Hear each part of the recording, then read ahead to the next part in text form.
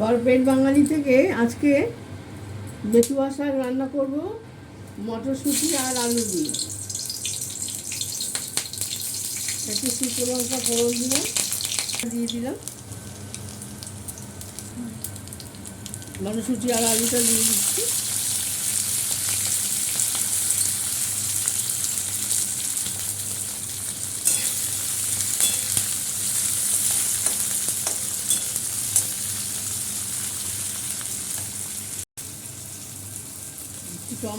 টমেটোটাও দিয়ে দিচ্ছি।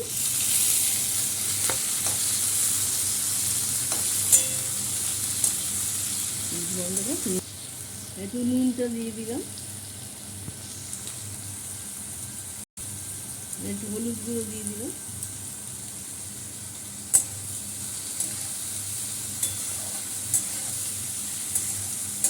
শাক করে খাবেন, খুব ভালো লাগে। এই শীতকালে এই তো বেতুয়া শাক হয়ে গেল, আর পাওয়া যাবে না। বেতুয়া শাক, মেথি শাক, সর্ষে শাক, মূলো শাক সারা বছর আর পাওয়া যাবে না।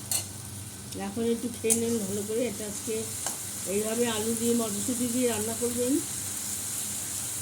এটা খেতে খুব ভালো লাগে।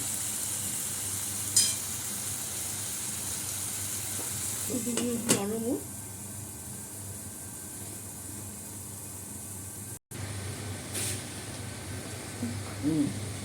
শাকগুলো, বেতুয়া শাকগুলো দিয়ে দিলাম।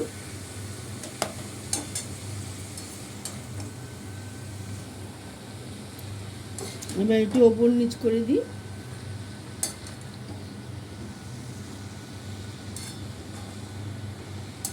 বন্ধুরা, বেতুয়া শাকের সময় চলে গেল, এইভাবে করে খাবেন, খুব ভালো লাগে।